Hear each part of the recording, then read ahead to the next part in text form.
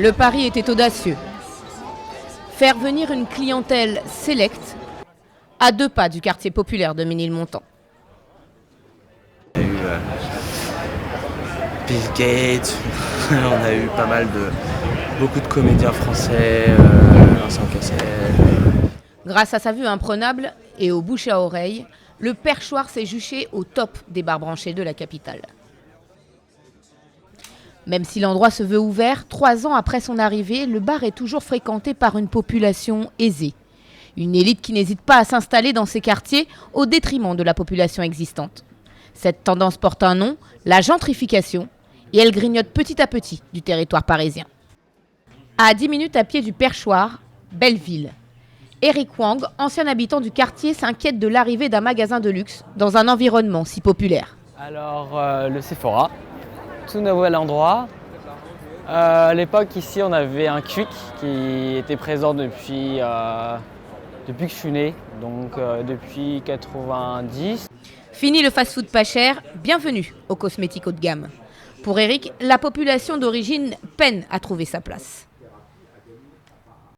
Depuis quelques temps, tu entends dans les différents bars du quartier parler anglais. Tu vois de plus en plus de jeunes. La nuit, ça devient de plus en plus... ça attire plus de monde. Il y a plus de bars branchés. C'est en train de légitimer la nouvelle population qui veut s'installer ici, donner l'aide de noblesse entre guillemets.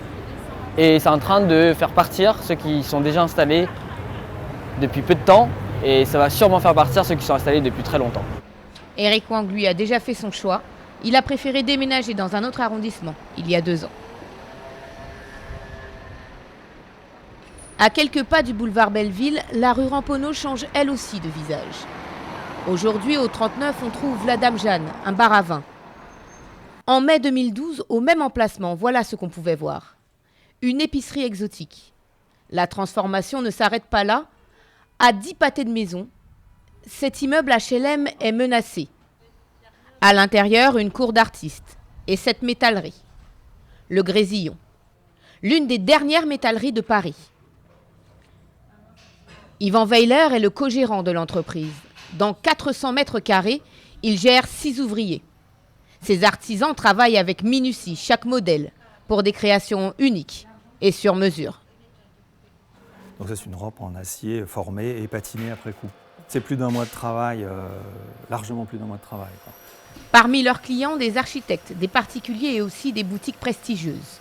La porte de la boutique Colette a été enfoncée par un camion, enfin il y a eu une espèce de casse et il faut refaire ces portes qui sont très particulières et donc ils ont fait appel à nous.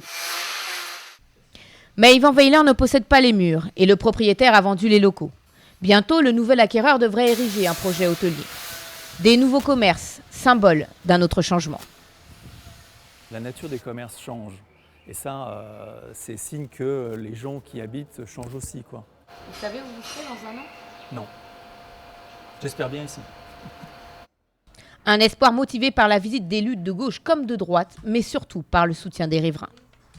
Il faut garder quand même quelques coins de vieux Paris. De toute façon, le quartier se gentrifie et c'est bien malheureux. On enlève toute la diversité du quartier, en fait. Tout ce qui faisait son charme. Les petits métiers, l'artisanat, les petites gens. La gentrification, l'embourgeoisement des quartiers populaires. Un constat qui inquiète les habitants, mais pas la mairie du 20e. Le directeur de cabinet de la maire en est persuadé. Contrôlé par la municipalité, le phénomène est bénéfique. Il se gentrifie, c'est vrai, un peu, et c'est aussi une bonne chose parce que ça permet d'avoir de la mixité sociale dans ces quartiers. Et reconnaissons aux gens qui achètent dans ces quartiers la volonté de venir dans des quartiers justement où il existe cette mixité. Combien de quartiers pourront encore résister au phénomène ? Dans le 18e, il y a 3 semaines, à la place d'un magasin de vêtements super discount, la très chic brasserie Barbès a ouvert ses portes, tout près de l'enseigne à bas coût, Tati.